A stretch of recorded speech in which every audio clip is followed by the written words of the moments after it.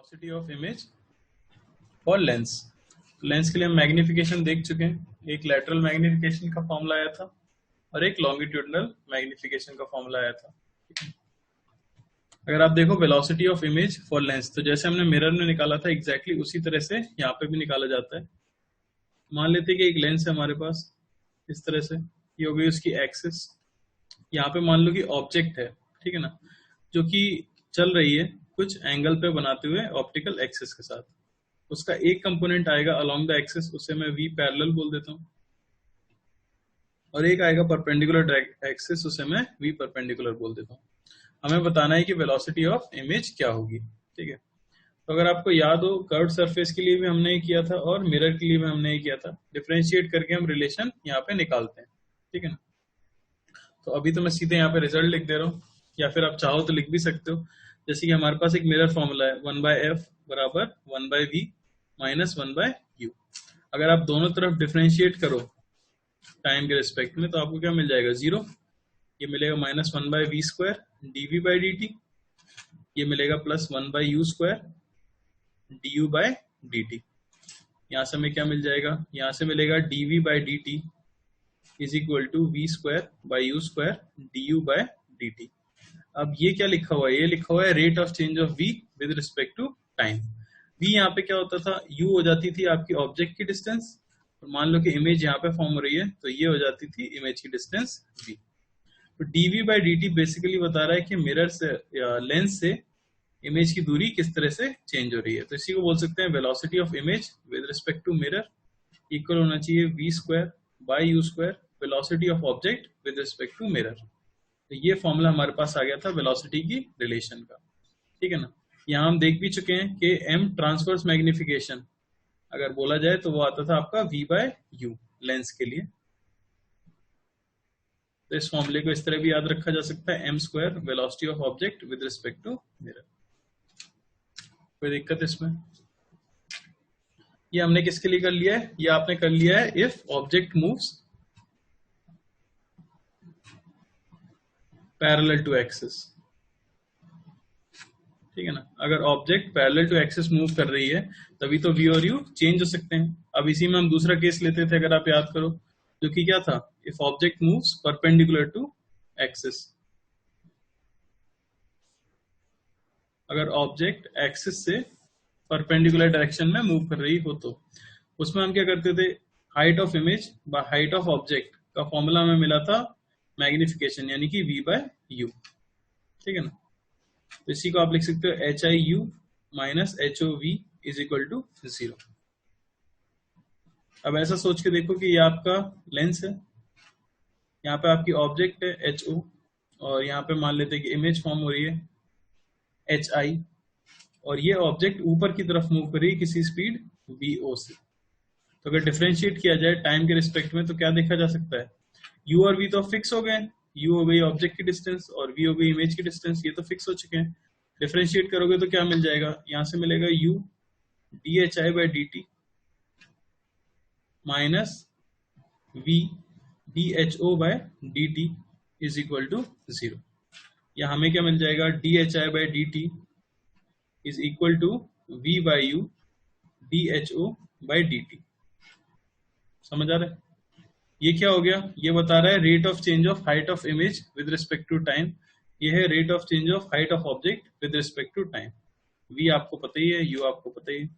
तो ये rate of change of height basically वही तो है वाई डायरेक्शन की वेलोसिटी। तो इससे कह सकते हैं velocity of image with respect to mirror is equal to v/u velocity of object with respect to mirror, ठीक है ना। जो लेंस जो मिरर के लिए फॉर्मूला आया था उसमें क्या आ गया था, ऑपोजिट आ गया था बस, ठीक है।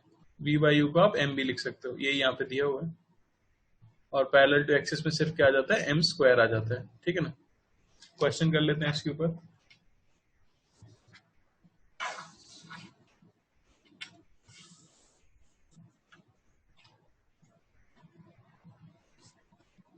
तो आपको वेलोसिटी ऑफ इमेज बतानी है,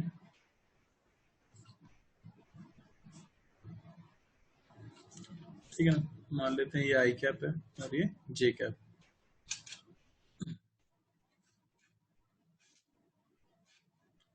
ये ऑब्जेक्ट मान लो, ये लेंस इधर चल रहा है 10 मीटर पर सेकेंड, फोकल लेंथ ले लेते हैं 12 सेंटीमीटर, 60 सेंटीमीटर, ये यहाँ पे चल रहा है 20 सेंटीमीटर, 20 मीटर पर सेकेंड।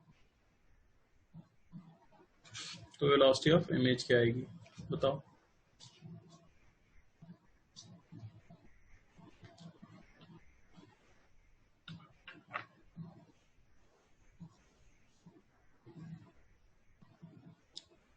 ट्राई करो सभी लोग, पहले v निकालना पड़ेगा और v निकाल के बस फॉर्मूला लगाना है। पैरेलल वेलोसिटी है परपेंडिकुलर वेलोसिटी का कैलकुलेट करना है। इसमें पॉजिटिव डायरेक्शन देख लो, ऑब्जेक्ट यहाँ पे लाइट रेज राइट साइड जा रही होगी, तो पोल से आगे वाली डायरेक्शन क्या है? पॉजिटिव है। यहाँ पे अगर हम फॉर्मूला लगा दें 1/f, ये होना चाहिए 1/v माइनस 1/u, ठीक है ना। तो पोल से सारी राइट वाली डायरेक्शन क्या है? पॉजिटिव है। खैर ये तो क्या है, हमारे पास कॉन्वेक्स लेंस है, कॉन्वेक्स यानी कि कन्वर्जिंग लेंस है। कन्वर्जिंग लेंस की फोकल लेंथ हम कैसी लेते हैं? पॉजिटिव लेते हैं। ये हमें मिल गया 1/12, ये को होना चाहिए 1/v माइनस 1/u। ऑब्जेक्ट की डिस्टेंस पीछे की तरफ आप जा रहे हो तो नेगेटिव साइन आएगा, कितना पीछे जा रहे हैं? 60, तो माइनस 60। यहाँ से 1/v की वैल्यू मिल जाएगी 1/12 माइनस 1/60, ये मिल गया। v की वैल्यू हमें मिल जाएगी 15 सेंटीमीटर, यानी कि इमेज यहाँ पे फॉर्म हुई होगी, पॉजिटिव आया क्योंकि हमारा आंसर कितनी आगे फॉर्म हुई होगी? 15 सेंटीमीटर आगे इमेज फॉर्म हुई है, यानी पहली बात तो इमेज रियल होगी क्योंकि राइट साइड में फॉर्म हो रही है, ठीक है। अब सिंपली आपको फॉर्मूला लगाना है। फॉर्मूला क्या था? फॉर्मूला है velocity of image with respect to mirror is equal to m square velocity of object with respect to mirror, ठीक है। रिलेटिव वेलोसिटी से ओपन कर देते हैं, velocity of image minus velocity of mirror आपको राइट साइड में जाती हुई दी गई है 10 is equal to v by u, तो 15 बाई यू हमें पता है 60 square into velocity of object जो कि कितनी है? -20, तो -20 माइनस वेलोसिटी ऑफ मिरर 10। यहाँ से वेलोसिटी ऑफ इमेज हमें मिल जाएगी 10 माइनस 30/16,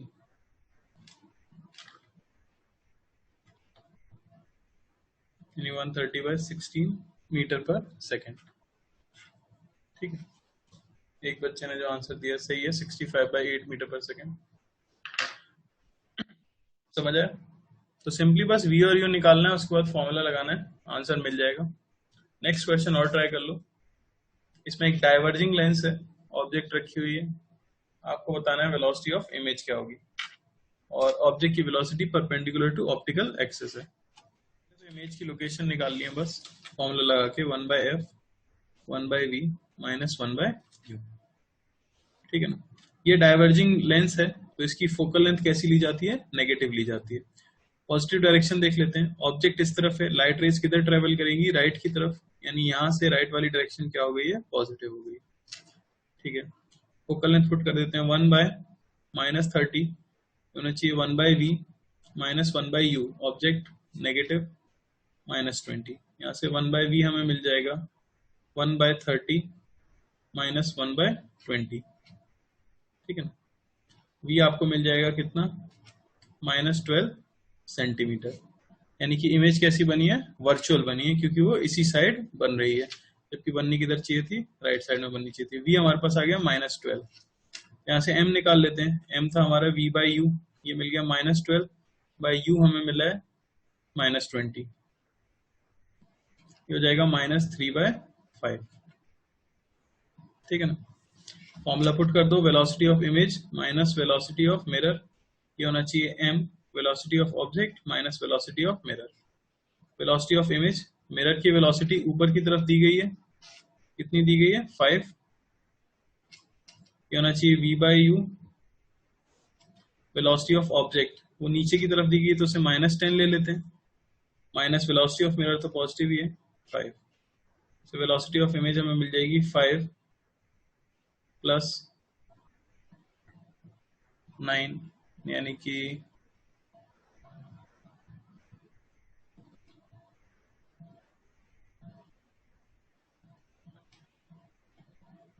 14 सेंटीमीटर पर सेकेंड।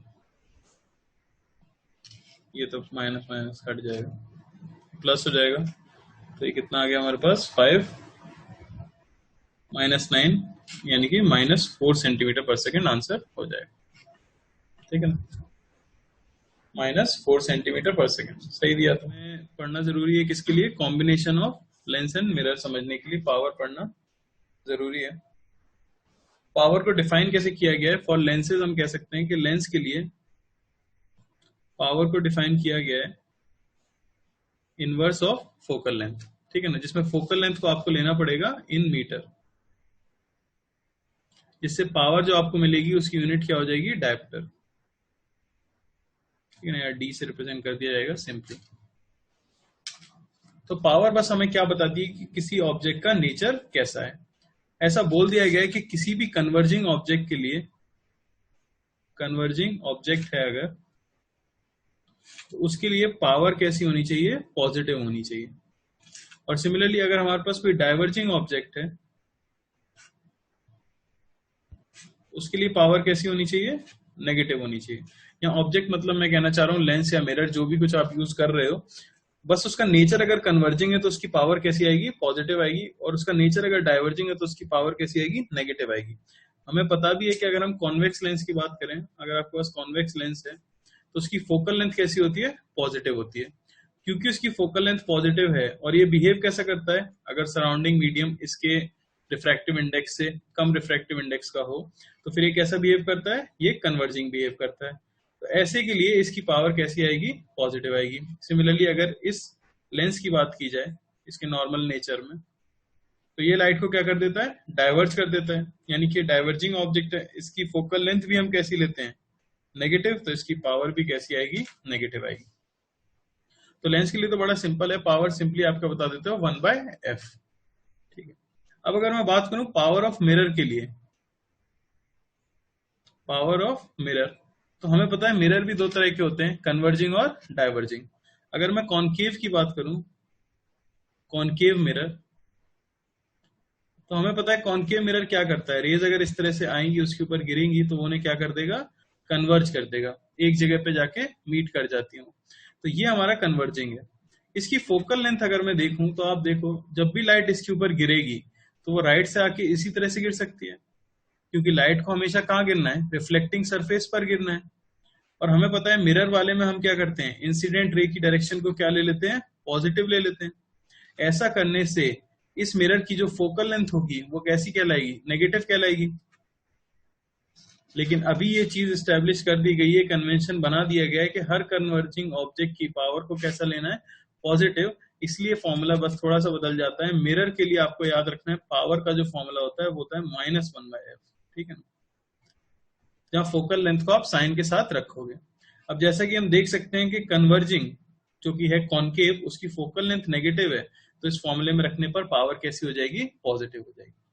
सिमिलरली अगर मैं कॉन्वेक्स की बात करूं जो कि डाइवर्जिंग है, ठीक है ना, इस तरह से जो कि हमारा मिरर होता है, लाइट रेज इस तरह से अगर उसके ऊपर आके गिरेंगी तो उन्हें क्या कर देगा, डाइवर्ज कर देगा। तो इसके लिए पॉजिटिव डायरेक्शन कौन सी है, यही वाली पॉजिटिव डायरेक्शन है, और इसका सेंटर ऑफ कर्वेचर यहाँ आता है, तो इसकी फोकल लेंथ कैसी है, पॉजिटिव। तो इसके लिए फोकल लेंथ हम कैसी बताते हैं, पॉजिटिव, लेकिन इसकी पावर क्या होनी चाहिए, नेगेटिव होनी चाहिए। तो उसके लिए भी सेम फॉर्मूला वैलिड हो जाएगा, -1/f। यहाँ आप पॉजिटिव पुट करोगे वो अपने आप क्या हो जाएगी, नेगेटिव हो जाएगी। तो याद क्या रखना है कि लेंस के लिए तो पावर का फॉर्मूला हो जाता है 1/f, पर मिरर के लिए पावर का फॉर्मूला होता है -1/f।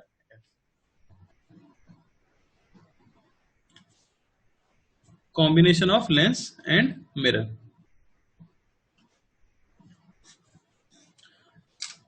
तो ऐसा कॉम्बिनेशन बनाने के लिए जनरली हम क्या करते हैं, किसी भी एक लेंस की सरफेस को सिल्वर कर दिया जाता है।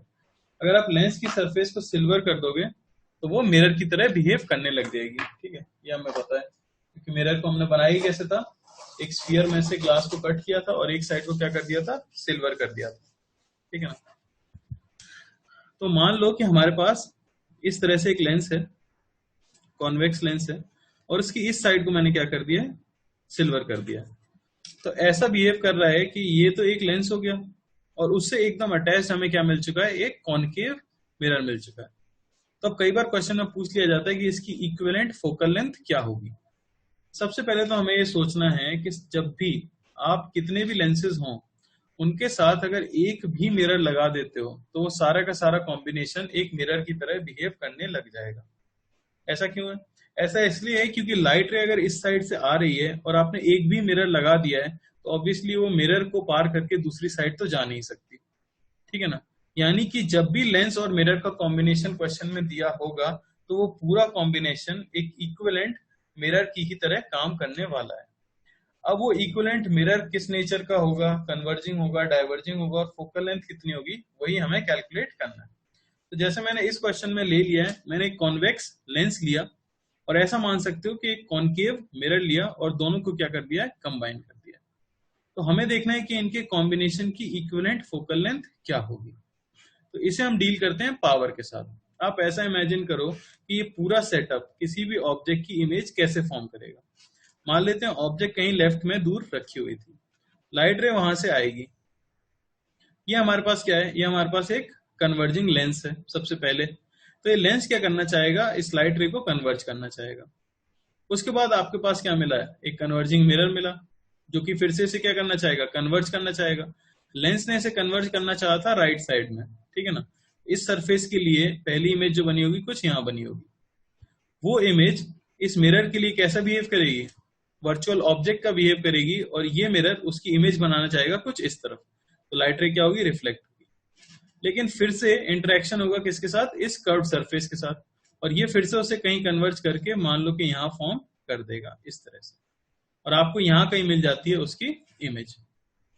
तो अगर हम इस पूरे प्रोसेस में देखें तो लेंस की पावर तो हमने कितनी बार यूज की, 2 बार यूज की है, जबकि मिरर की पावर हमने कितनी बार यूज की है, 1 बार यूज की। आप देख सकते हो जब लाइट रे एंटर कर रही थी तब भी लेंस की पावर यूज होगी, यानी कन्वर्जिंग पावर उसकी यूज की गई है। फिर रिफ्लेक्शन जब हुआ तब मिरर की पावर यूज की गई है, और फाइनली वापस से जब लाइट रे बाहर निकल रही होगी इमेज को फॉर्म करने के लिए तब फिर से लेंस की पावर यूज की गई है।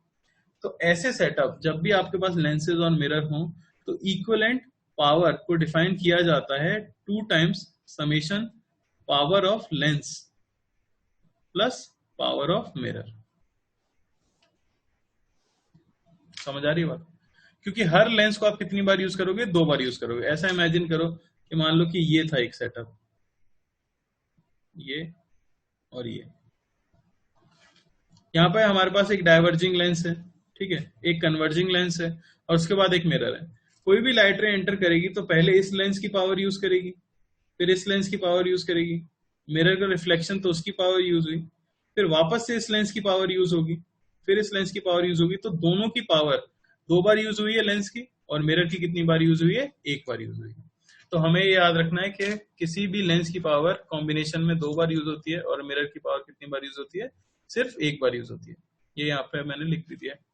तो सेटअप के लिए अगर इक्विवेलेंट फोकल लेंथ बोला जाए तो पी इक्विवेलेंट को मैं लिख सकता हूँ 1/f इक्विवेलेंट। ये क्या हो जाएगा, ये हो जाएगा आपके पास 1/fm, या आपको इस तरह से लिखना चाहिए 2/fl। एल इक्विवेलेंट लिख सकता हूं मैं इसे, जितने भी लेंसेज हैं उन सभी की फोकल लेंथ का समेशन, और पावर अगर मैं साइन के साथ रखना चाहता हूं तो मैं लिख दूंगा -1/fm focal length of mirror. ठीक है ना, समझ आ रहा है? पीडीएफ में एक माइनस साइन भूल छूट गया है। मिरर के सामने हमें लगाना पड़ेगा क्या, -1/fm। क्यों? क्योंकि उसके लिए पावर का फॉर्मूला है -1/f। समझ आ रहा है? एक एग्जांपल में करके दिखा देता हूं ताकि क्लियर हो जाए कहना क्या चाह रहे हैं। मान लो कि इस तरह से एक क्वेश्चन हो कि एक हमारे पास लेंस है और उसको यहां से सिल्वर कर दिया गया है, ठीक है। मैं बोल देता हूं कि इसकी फोकल लेंथ हमें दी हुई थी मान लो 30 सेंटीमीटर, और इसका रेडियस ऑफ कर्वेचर हमें दिया हुआ है मान लो 50 सेंटीमीटर, ठीक है। तो आप ऐसा देख सकते हो कि ये पूरा सेटअप कॉम्बिनेशन है किसका, एक तो लेंस हो गया जिसकी फोकल लेंथ है 30 सेंटीमीटर, प्लस एक कॉनकेव मिरर हो गया जिसकी फोकल लेंथ कितनी होगी, इसकी फोकल लेंथ होगी रेडियस ऑफ कर्वेचर का हाफ, तो आप इसे कह सकते हो 25 सेंटीमीटर। अब इनके लिए हमें इक्विवेलेंट फोकल लेंथ अगर निकालनी है तो सिंपली हम लिख देंगे 1/f इक्विवेलेंट, ये हो जाएगा 2 फोकल लेंथ ऑफ लेंस। तो क्योंकि ये कन्वर्जिंग है तो पॉजिटिव ही लिखी जाती है, 30 -1 फोकल लेंथ ऑफ मिरर। आपको साइन के साथ रखना होगा। इसकी फोकल लेंथ कैसी आएगी? अगर लाइट रे इस तरह से गिर रही है तो इसका फोकस इस तरफ होगा, तो फोकल लेंथ कैसी आने वाली है? नेगेटिव। तो आप क्या रखोगे यहाँ पे? -25। समझ आ रही है बात? इसे सॉल्व करने से हमें आंसर मिल जाएगा, ये 2/30 प्लस 1/25। इस तरह से हम इक्विवेलेंट फोकल लेंथ कैलकुलेट करेंगे। समझ आ रहा है? अगर ये इक्विवेलेंट फोकल लेंथ, अब यहां से आप देख भी सकते हो, ये इक्विवेलेंट फोकल लेंथ जो हमने कैलकुलेट की है, अगर ये पॉजिटिव आ जाए, इक्विवेलेंट फोकल लेंथ, क्योंकि हमें पता है कि मिरर और लेंस का कॉम्बिनेशन कैसा बिहेव करने वाला है, एक मिरर जैसा बिहेव करने वाला है, और क्योंकि ये इक्विवेलेंट फोकल लेंथ पॉजिटिव आ गई है, तो कौन सा मिरर होता है जिसकी फोकल लेंथ पॉजिटिव होती है? तो हम कह सकते हैं कि कैसा बिहेव करेगा? कॉन्वेक्स मिरर जैसा बिहेव करेगा। यानी पूरा सेटअप एक कॉन्वेक्स मिरर जैसा बिहेव करेगा या कन्वर्जिंग मिरर जैसा बिहेव करेगा, क्योंकि पॉजिटिव आ गया। सिमिलरली अगर नेगेटिव आ जाता तो वो कॉनकेव मिरर जैसा बिहेव करता या डाइवर्जिंग मिरर जैसा बिहेव करता। ठीक है ना?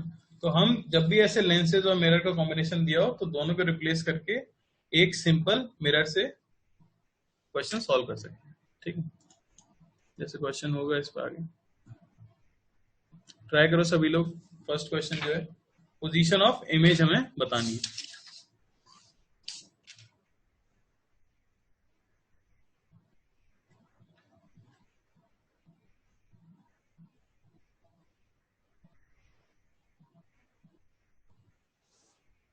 ठीक है ना? रेडियस इसमें 30 दी हुई है और ये ऑब्जेक्ट है 80 सेंटीमीटर, म्यू दिया है 2 और ये रेडियस भी है 30 सेंटीमीटर। तो पहले तो लेंस की फोकल लेंथ दी नहीं है तो वो निकालनी पड़ेगी हमें लेंस मेकर फॉर्मूला से। तो पहले तो हम लेंस की फोकल लेंथ निकाल लेते हैं। 1/f ये हो जाएगा n रिलेटिव -1 1/r1। मैं इधर से लाइट आती हुई मान लेता हूँ, मान लो इधर से लाइट गिर रही है तो ये सारी डायरेक्शन क्या होगी? पॉजिटिव। तो ये मेरा फर्स्ट सरफेस है, इसकी रेडियस ऑफ कर्वेचर पॉजिटिव हो जाएगी, -1/r2। ये रेडियस ऑफ कर्वेचर नेगेटिव हो जाएगी क्योंकि इसका सेंटर इस तरफ लाई कर रहा है। ठीक है ना? यहाँ से फोकल लेंथ हमें कितनी मिल जाएगी? वो हमें मिल जाएगी 15 सेंटीमीटर। तो आपको लेंस की फोकल लेंथ तो मिल चुकी है। ठीक है, और मिरर के लिए तो निकालना बड़ा ही आसान है। मिरर की फोकल लेंथ तो क्या होने वाली है? रेडियस ऑफ कर्वेचर का हाफ, और क्योंकि ये कन्वर्जिंग है तो नेगेटिव ले लेंगे, -15 सेंटीमीटर। ठीक है, तो आप इक्विवेलेंट पावर निकाल सकते हो। इक्विवेलेंट पावर हो जाती है 2 × power of lens plus power of mirror. तो इसे मैं लिख सकता हूँ 1/f इक्विवेलेंट, ये हो जाएगा 2 bye focal length of lens plus 1 bye focal length of mirror. ठीक है ना? ये कन्वर्जिंग है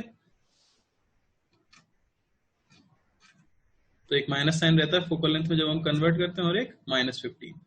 ये प्लस हो जाएगा, यहाँ से f इक्विवेलेंट हमें कितना मिल जाएगा? 5 सेंटीमीटर। यानी पूरा सेटअप फोकल लेंथ पॉजिटिव है। तो यहाँ हम ऑब्जेक्ट रख लेते हैं जो कि कितनी दूर है? 80 सेंटीमीटर, और फोकल लेंथ आई है 5 सेंटीमीटर। फॉर्मूला लगा दो, 1/f 1/v plus 1/u। 1/5 1/v minus 1/80। 1/v हमें मिल जाएगा 1/80 प्लस 1/5। तो v हमें मिल गया 80/17 सेंटीमीटर। मिरर की फोकल लेंथ तो सिंपली निकल जाएगी। ठीक है, मिरर की focal length radius of curvature का हाफ यानी कि 30 सेंटीमीटर। इसके लिए कैलकुलेट कर लेते हैं। इधर से मैं राइट गिरती हुई मान रहा हूँ तो ये डायरेक्शन पॉजिटिव होगी। ठीक है, फॉर्मूला लगा देते हैं। 1/f बराबर म्यू रिलेटिव, तो म्यू इसका 2 दिया हुआ है, -1 1/r1 जो कि 30 है, -1/r2 जो कि नेगेटिव हो जाएगा 60। ठीक है ना? यहाँ से फोकल लेंथ इसकी हमें मिल जाएगी 20 सेंटीमीटर। ये हो गया आपका f1। सिमिलरली इसका निकाल लेते हैं, डाइवर्जिंग वाला जो दिया हुआ है। 1/f बराबर n रिलेटिव -1 1/r1, पहला रेडियस नेगेटिव हो जाएगा तो -1/60, -1 सेकेंड वाला कर्वेचर पॉजिटिव है 60। यहाँ से फोकल लेंथ हमें कितनी मिल जाएगी, -60 सेंटीमीटर। ठीक है ना, दो फोकल लेंथ हमें मिल चुकी है और मिरर की फोकल लेंथ तो हमें पता ही है। सीधे लिख सकते हो 1/f इक्वलेंट, ये होना चाहिए 2/fl, ठीक है ना, plus 2/fl minus 1 focal length of mirror. तो क्योंकि ये कॉन्वेक्स मिरर, फोकल लेंथ कैसी रहेगी इसकी, पॉजिटिव, यहाँ पे पुट कर देते हैं। ठीक है ना, क्या आ जाएगा, ये मिल जाएगा 1/10 माइनस 1/30 माइनस 1/30।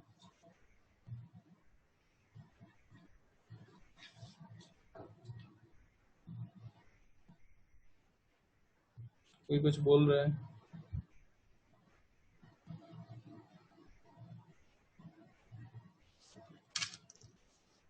पहले मैं निकाल देता हूँ ये कितना आ रहा है। यहाँ से एफ इक्वलेंट हमें कितना मिल जाएगा, 30 सेंटीमीटर। ठीक है ना, एफ इक्वलेंट 30 सेंटीमीटर है। अब निल तुम बोल रहे हो सराउंडिंग में n 3/2 है तो n रिलेटिव चेंज होगा। नहीं होगा भाई, n रिलेटिव कब चेंज होता है, जब ऑब्जेक्ट जिस मीडियम में रखी है उस मीडियम की हम बात कर रहे होते हैं। सराउंडिंग में आपको एयर ही लेनी पड़ेगी, ये क्वेश्चन क्लास में कराया था इस तरह का। ठीक है ना, n सराउंडिंग n 3/2 ही रहेगा n रिलेटिव, क्योंकि ऑब्जेक्ट का सराउंडिंग n बराबर 1 है। ठीक है, ऐसी और भी क्वेश्चन है, घर पे ट्राई कर सकते हो। आगे देख लेते हैं कॉम्बिनेशन ऑफ 2 और मोर लेंसेज। तो ये तो हो गया लेंस और मिरर का कॉम्बिनेशन, अगर कहीं पे दिया हो। क्वेश्चंस ट्राई करो और पी इक्विवेलेंट कैलकुलेट करो, वहां से हम ऑब्जेक्ट की इमेज कैलकुलेट कर सकते हैं कहाँ पे बनेगी। ठीक है ना, अब मान लो कि हमें 2 या 2 से ज्यादा लेंसेज का कॉम्बिनेशन दिया गया हो, कॉम्बिनेशन ऑफ लेंसेज। तो सिंपल सी बात है, ये तो और इजी है, इसमें मिरर नहीं है तो सिंपली आप पी इक्विवेलेंट क्या बता सकते हो, P1 plus P2 plus P3, इस तरह से। तो इक्विवेलेंट फोकल लेंथ का फॉर्मूला जो बन जाता है लेंसेज के लिए, वो सिंपली बन जाता है 1/f1 plus 1/f2 plus 1/f3 and so on. इस तरह से हम लेंस के कॉम्बिनेशन का इक्विवेलेंट फोकल लेंथ कैलकुलेट कर सकते हैं। ठीक है, अब इसमें 2 केसेस आ जाते हैं, बस वो याद रखना है। ये जो फॉर्मूला मैंने लिखा है ये किस केस के लिए, तो ये फॉर्मूला वैलिड है when lenses are in contact. In contact मतलब क्या हुआ इसका, मान लो कि एक लेंस इस तरह से है तो दूसरा लेंस इस तरह से होना चाहिए। अगर इसकी फोकल लेंथ f1 दी गई है, इसकी f2 दी गई है, तो आप इस तरह से फॉर्मूला लगा सकते हो। आप इन दोनों लेंसेज को रिप्लेस करके एक लेंस यहाँ पे बना सकते हो इक्विवेलेंट फोकल लेंथ का। मैंने अज्यूम कर लिया है कि वो कॉन्वेक्स बनता है, यानी कि अगर हमें 2 या 2 से ज्यादा लेंसेज कॉन्टैक्ट में दिए हुए हैं तो हम उन दोनों को रिप्लेस करके एक लेंस बना लेंगे। क्योंकि सीधी सी बात है, लेंस और मिरर के कॉम्बिनेशन से इक्विवेलेंट क्या बनता है, मिरर बनता है। लेकिन लेंस और लेंस के कॉम्बिनेशन से इक्विवेलेंट क्या बनेगा, लेंस ही बनेगा। ठीक है, तो वो हम देख ही सकते हैं। अगर इक्विवेलेंट फोकल लेंथ पॉजिटिव आ गई यानी कि वो कन्वर्जिंग लेंस बनेगा, और इक्विवेलेंट फोकल लेंथ नेगेटिव आ गई यानी कि वो डाइवर्जिंग लेंस बनेगा। तो जब भी 2 या 2 से ज्यादा लेंसेज एक जगह पे दिए गए हों तो उन्हें आप उनकी इक्विवेलेंट से रिप्लेस कर सकते हो। पहली चीज तो ये होगी। ठीक है, और वहां से हम ऑब्जेक्ट और इमेज की कैलकुलेशन कर सकते हैं। और दूसरा केस क्या बनता है, दूसरा केस बनता है कि मान लो आपके पास एक लेंस है और ये दूसरा लेंस है, लेकिन ये कांटेक्ट में नहीं है, ये सेपरेटेड है। ठीक है, यानी कि दोनों लेंसेज कुछ दूरी पर रखे गए हैं। मान लेता हूं मैं d डिस्टेंस पे, ये है f1 और ये है f2। तो आपको याद रखना है कि इनकी इक्विवेलेंट के लिए हम फॉर्मूला यूज करते हैं 1/f equivalent is 1/f1 plus 1/f2 minus d/f1 f2। ठीक है ना, लेकिन ये फॉर्मूला सिर्फ और सिर्फ क्या बताएगा, आपको इक्विवेलेंट फोकल लेंथ बताएगा इस सेटअप की। मतलब क्या हुआ इसका, इसका मतलब ये हुआ कि अगर लाइट रे इंफिनिटी से आ रही होती और इस सेटअप पे गिरती तो वो किस जगह पे जाके मीट करेगी, वो हमें बता देगा 1/f इक्विवेलेंट का फॉर्मूला। लेकिन आप इस फॉर्मूले से इन दोनों लेंसेज को रिप्लेस करके एक सिंगल लेंस नहीं बना सकते। यानी हमें क्या याद रखना है कि जब लेंसेज कांटेक्ट में हों तभी आप पूरे सेटअप को रिप्लेस करके इक्विवेलेंट फोकल लेंथ का लेंस बना सकते हो। अगर लेंसेज सेपरेटेड हैं तो फिर आप दोनों को रिप्लेस करके एक सिंगल लेंस से नहीं बना सकते, एक सिंगल लेंस नहीं बना सकते, ठीक है ना। सिर्फ क्वेश्चन में अगर ये पूछा गया कि इक्विवेलेंट फोकल लेंथ बताओ तो फिर तो ये फॉर्मूला यूज किया जा सकता है। लेकिन मान लो कि किसी ने बोल दिया कि इससे कुछ दूरी पे यहाँ ऑब्जेक्ट रखी थी, बताओ इमेज कहाँ बनेगी, तो उसके लिए फिर आपको इंडिविजुअली सॉल्व करना पड़ेगा।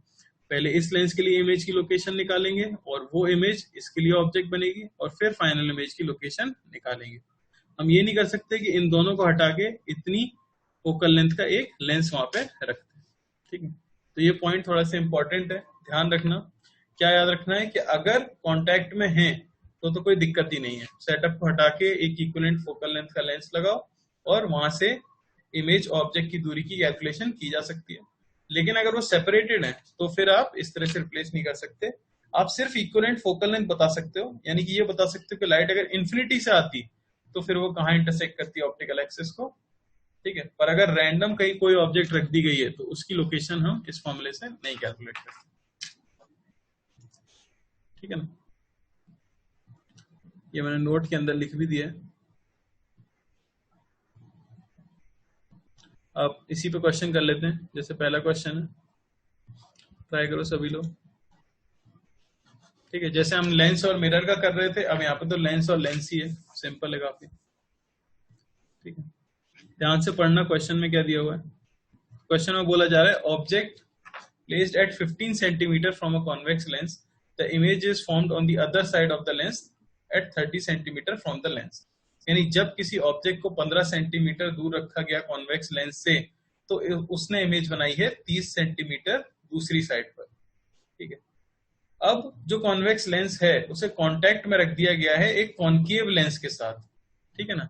तो फिर इमेज शिफ्ट हो जाती है फर्दर 30 सेंटीमीटर। तो आपको बताना है फोकल लेंथ क्या होगी, समझ आ रहा है। यानी पहले सिर्फ ये कॉन्वेक्स लेंस था आपके पास, एक ऑब्जेक्ट थी जो 30 सेंटीमीटर आप सॉरी 15 सेंटीमीटर आपने लेफ्ट साइड में ऑब्जेक्ट रखी थी, तो उसकी इमेज आपको यहां मिली थी 30 सेंटीमीटर दूर। लेकिन अब इसी कॉन्वेक्स लेंस को कांटेक्ट में रख दिया गया है एक कॉनकेव लेंस के साथ, ठीक है ना, इस तरह से, और ऑब्जेक्ट आपकी वहीं रखी हुई है 15 सेंटीमीटर पे। तो देखा गया है कि इमेज शिफ्ट हो गई है फर्दर अवे बाय 30 सेंटीमीटर। तो 30 तो पहले ही दूर थी, अब कितनी हो गई टोटल 60 सेंटीमीटर। तो आपको दोनों की फोकल लेंथ बतानी है क्या क्या आएगी। ट्राई करो सभी लोग।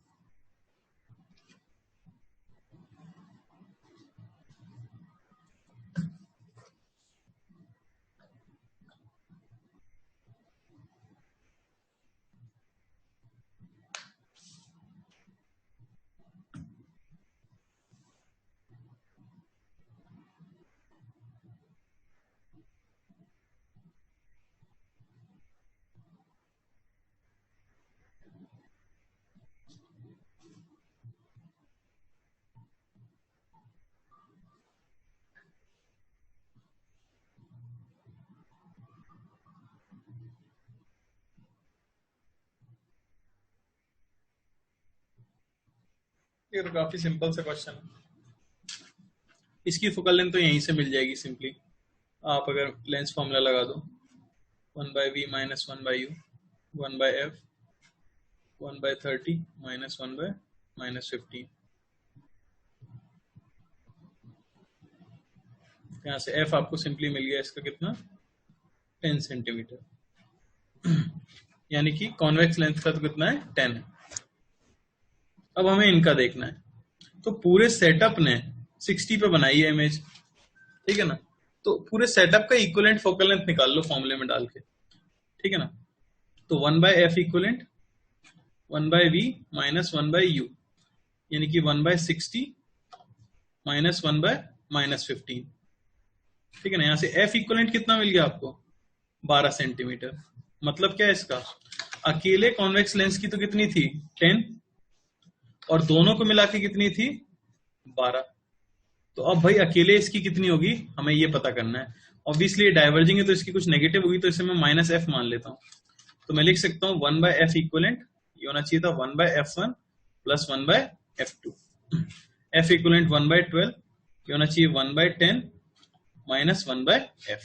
ठीक है ना, उसे मैंने नेगेटिव पहले से ही ले लिया, तो यहाँ से 1/f हमें मिल जाएगा 1/10 माइनस 1/12। यहाँ से f आपको मिल जाएगा कितना, 60 सेंटीमीटर।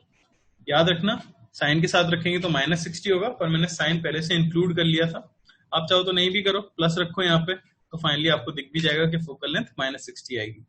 मैंने अज्यूम कर लिया था क्योंकि ये डाइवर्जिंग है तो फिर नेगेटिव होगा। समझ आ रहा है? कई लोगों को आ गया, अच्छी बात है। ठीक है ना, आगे देख लेते हैं। एक और क्वेश्चन है, ट्राई करो। Two identical thin converging lens are kept in contact at a distance of 12.5 centimeter from an object. If the image produced is 4 times enlarged, what is the optical power of each lens? ठीक है, 12.5 centimetre दूर image जो form हुई है 4 times enlarged है, enlarged है। ठीक है, तो आप देख सकते हैं मैग्निफिकेशन, ये क्या हो जाता है हमारा v/u, ये आपको दिया हुआ है 4। ठीक है, यहाँ से v हमें मिल जाएगा कितना, 12.5 इंटू 4 यानी कि 50 सेंटीमीटर। 50 सेंटीमीटर क्या बन रही होगी, इमेज बन रही है। कितना हमें पता लग चुका है, तो यहाँ से फॉर्मूला लगा सकते हो आप simply, F equivalent 1/f equivalent, ये क्या हो जाना चाहिए 1/v माइनस 1/u।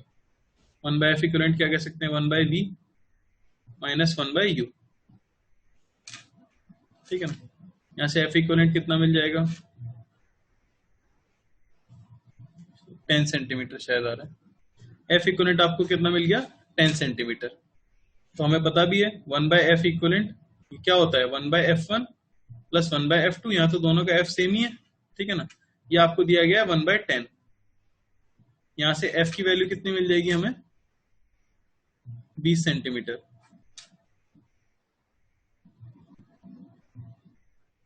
ठीक है ना, यानी इंडिविजुअली उनकी फोकल लेंथ कितनी है, 20 सेंटीमीटर है। सही किया है क्या मैंने, या कुछ गलत हुआ, 1/f 1/50 5 10, f इक्वलेंट सही आया, 1/f1 plus 1/f2, 1/f equivalent f आया 20 सेंटीमीटर।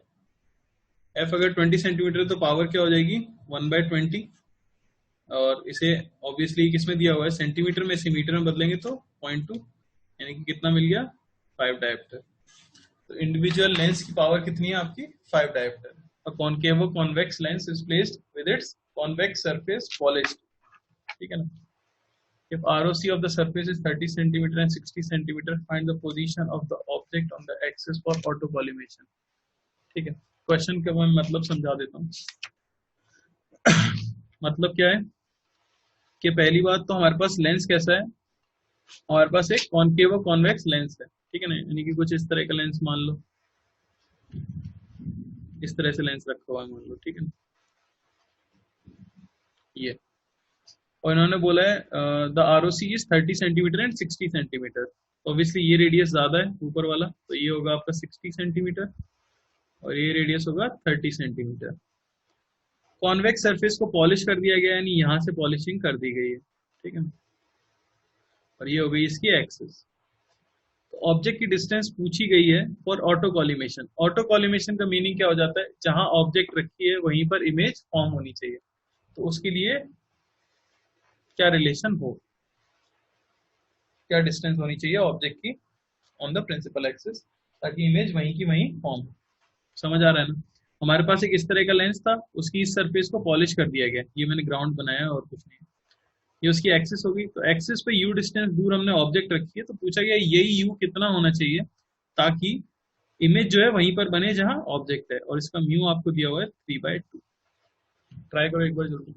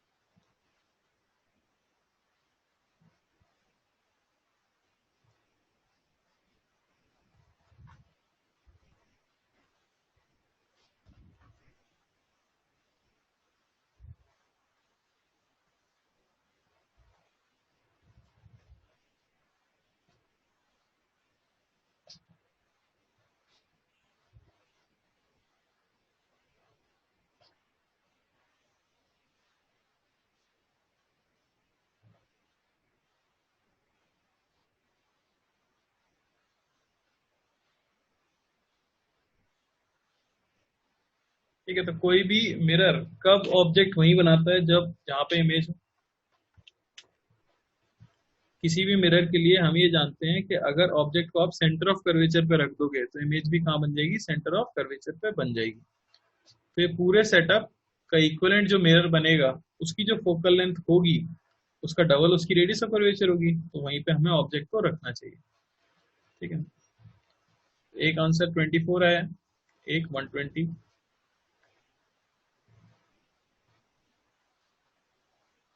काफी अलग अलग आंसर हैं। सबसे पहले तो इसकी फोकल लेंथ हमें निकालनी पड़ेगी। 1/f बराबर म्यू रिलेटिव -1 1/r1। ऊपर से नीचे की डायरेक्शन को मैं पॉजिटिव मान लेता हूँ, तो दोनों ही रेडियस कैसे हैं, नेगेटिव है। -60 -1/30। ठीक है ना, 1/r1 -1/r2 दोनों ही नेगेटिव आए। यहाँ से 1/f इक्वलेंट हमें मिल जाएगा 1/2।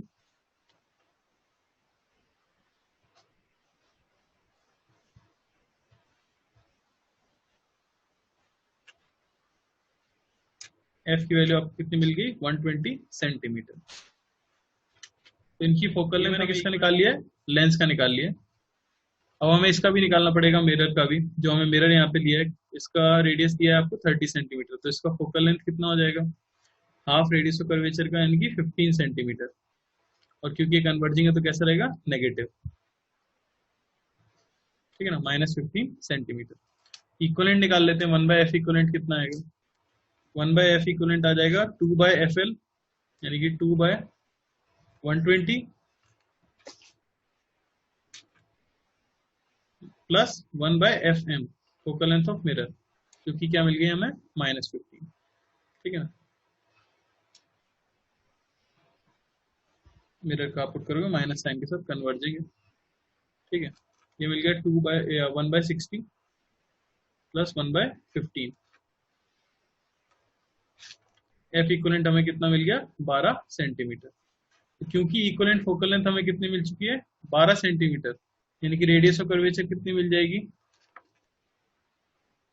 24 सेंटीमीटर। तो ऑब्जेक्ट को कहाँ रखना चाहिए, रेडियस ऑफ कर्वेचर पर ही रखना चाहिए था। ठीक है ना, क्या आ जाएगा, 24 सेंटीमीटर।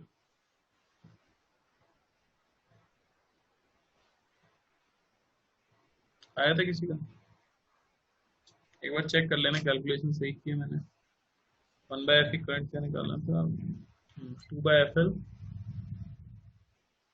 Plus 1/fm।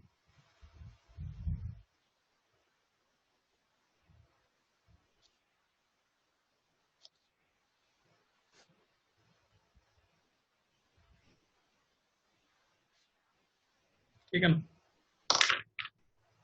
तो हो जाएगा इसका आंसर।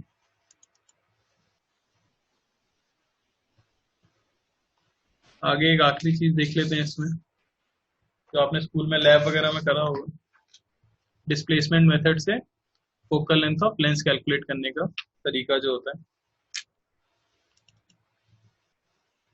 ठीक है, तो इसमें दो पोजीशन यूज की जाती है, एक फिक्स्ड ऑब्जेक्ट होती है हमारे पास और एक फिक्स्ड स्क्रीन होती है। ऐसा कुछ कह सकते हो कि मान लो ये एक्सिस है जिसपे कि आप लेंस को मूव कर सकते हो, यहाँ पे आपकी कोई फिक्स स्क्रीन है इस तरह से, और यहाँ मान लेते हैं कि हमारी कोई फिक्स्ड ऑब्जेक्ट है, और लेंस को हम इनके बीच में क्या कर सकते हैं, मूव कर सकते हैं। ठीक है ना, अब मान लो कि इस पोजीशन पे आपने सबसे पहले लेंस को रखा, P1 ये आपकी पोजीशन हो गई। ठीक है, जहाँ ऑब्जेक्ट की डिस्टेंस थी कुछ u, और उसकी एकदम शार्प इमेज आपको फॉर्म हुई थी स्क्रीन पे v। ठीक है ना, शार्प इमेज फॉर्म होती है जब हम लेंस को रखते हैं u डिस्टेंस पर, इमेज फॉर्म होती है v डिस्टेंस पर स्क्रीन के ऊपर, क्योंकि हम देख सकते हैं एकदम शार्प इमेज। इसे मैं पोजीशन 1 बोल देता हूँ। और मान लो कि जब हम इसे रिप्लेस करें, आप ऐसा सोच के देख सकते हो, लेंस फॉर्मूला है 1/f 1/v माइनस 1/u। ठीक है ना, तो u दूरी पे जब ऑब्जेक्ट है तो इमेज बनती है v पर। ऐसी सेम इमेज आपको दोबारा कब मिलेगी, ऐसी सेम इमेज आपको तब दोबारा मिलेगी जब आप ऑब्जेक्ट को रखो कितनी दूरी पे, v दूरी पे, और इमेज बन जाए किस पे, u पे। बात सही है, आपने इमेज और ऑब्जेक्ट की पोजीशन को बस क्या किया है, इंटरचेंज ही तो किया है। तो ये लेंस की वो दूसरी पोजीशन, समझ आ रहा है। एक्सपेरिमेंट में कर कुछ नहीं रहे हम, हमारे पास एक फिक्स स्क्रीन है, एक फिक्स्ड ऑब्जेक्ट है, उसके बीच में हम एक कॉन्वेक्स लेंस को क्या कर सकते हैं, एक जगह से दूसरी जगह तक मूव कर सकते हैं।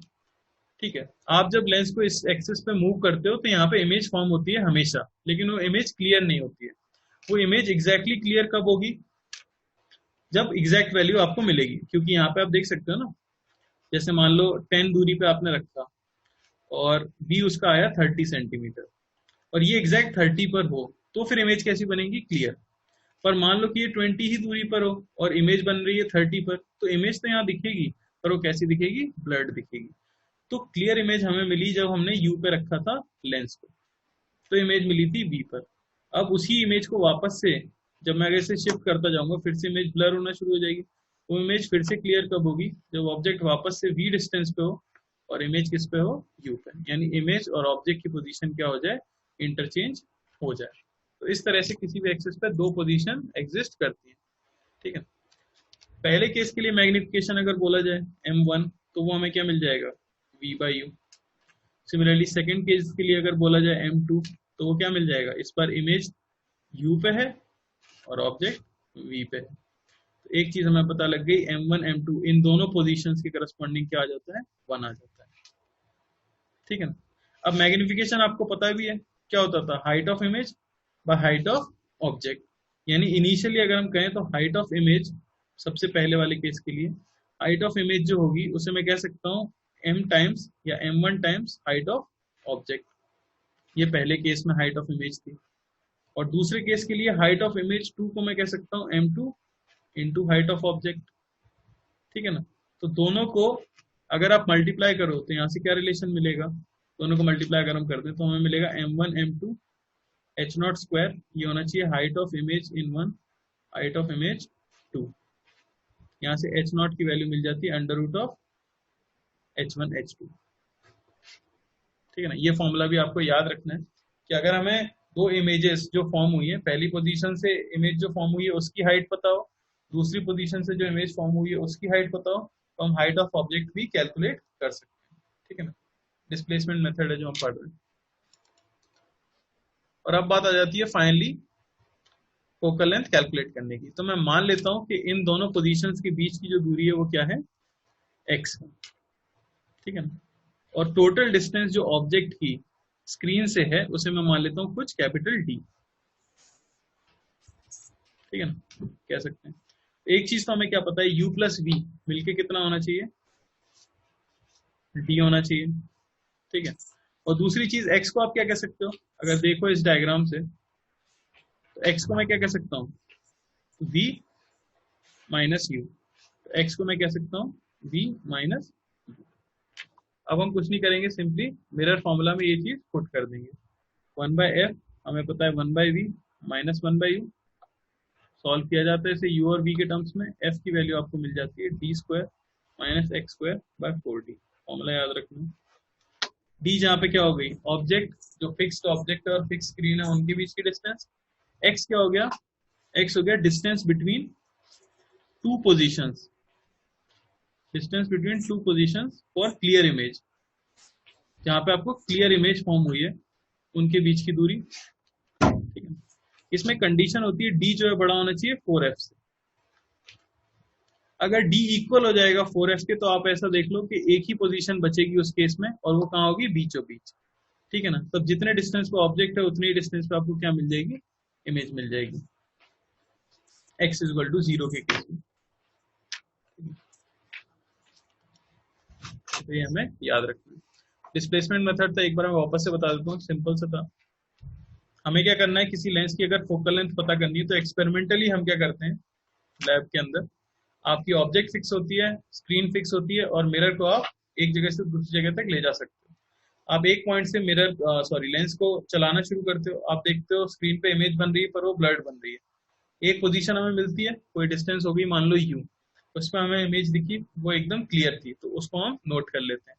फिर हम लेंस को आगे बढ़ाते जाते हैं। ऐसी एक और पोजीशन हमें मिलती है जहाँ पे कि इमेज वापस से क्लियर बनती है। तो यहाँ से हम समझ जाते हैं कि पहले वाली u के लिए अगर इमेज v पे बनी थी, तो इस बार ऑब्वियसली v के लिए इमेज किस पे बनी होगी, u पे बनी होगी। फिर सिंपली पहले केस के लिए m1 m2, तो एक रिलेशन हमें मिल जाती है m1 इंटू m2 होना चाहिए 1। हाइट ऑफ इमेजेस और हाइट ऑफ ऑब्जेक्ट के बीच में भी हमें रिलेशन मिल जाती है ये, और फोकल लेंथ का फॉर्मूला हमें याद रखना है ये। ठीक है, क्वेश्चन कर लेते हैं जल्दी, ट्राई करो,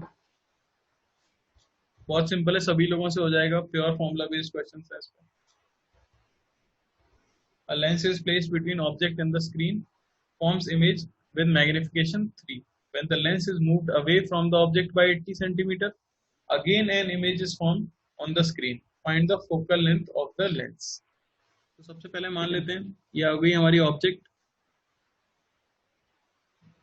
ठीक है, मान लो ये है स्क्रीन और यहाँ कहीं रखा है पहले लेंस, ये आपकी पोजीशन 1 है, तो ये डिस्टेंस में बोल देता हूँ u और ये डिस्टेंस में बोल देता हूँ v। मैग्निफिकेशन दिया गया आपको 3, जो कि क्या होगा v बाई u, यानी पहली चीज तो हमें मिली v बराबर क्या है 3u है। फिर सेकेंड टाइम पे हमें जो इमेज मिली है वो कब मिली है, जब आपने लेंस को डिस्प्लेस कर दिया है अवे ऑब्जेक्ट से, कितना 80 सेंटीमीटर, ठीक है, तो ये हो गया आपका 80 सेंटीमीटर। तो x जो कि क्या था डिस्टेंस बिटवीन पोजिशन, वो आपको दिया गया है 80 सेंटीमीटर। फोकल लेंथ का फॉर्मूला हमें पता है D square minus x square by 4d, अभी जस्ट हमने कैलकुलेट किया था फॉर्मूला।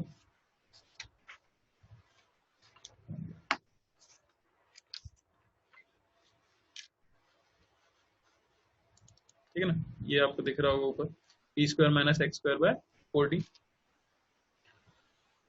इसी में हमें क्या कर देते हैं, वैल्यूज पुट कर देते हैं। फॉर्मूला यहाँ पे ये भी पुट कर सकते हो, 1/f बराबर होता है 1/v माइनस 1/u, तो 1/f ये हमें मिल जाएगा क्या 1/v।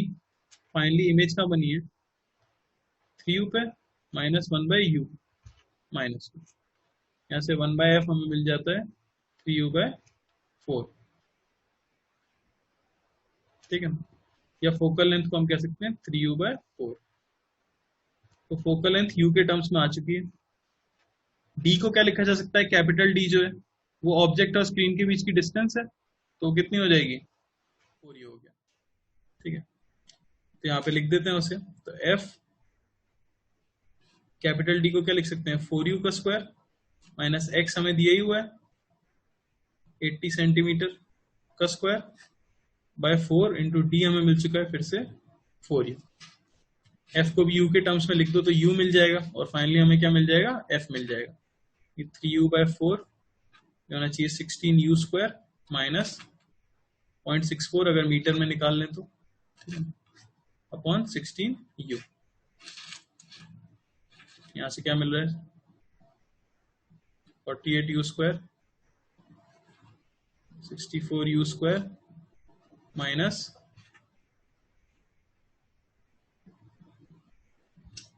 2.56, या 2.56 बराबर हो जाएगा 16u स्क्वायर, u बराबर हो गया अंडर रूट ऑफ 256 बाय 1600, यानी कि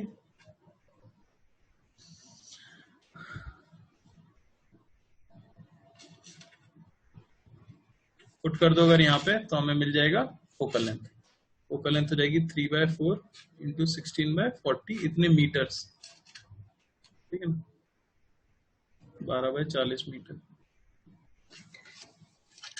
कितना आया था, किसी का आया था आंसर नहीं, कैपिटल डी कैलकुलेट करना है, सिंपल सा क्वेश्चन है, फॉर्मूला पुट कर सकते हो D square minus x square by 4d। 0.16 यहाँ पे रख देते हैं, 0.16 का square minus x square, sorry ये तो कैलकुलेट करना है, डी स्क्वायर 0.6 का स्क्वायर बाय 4d,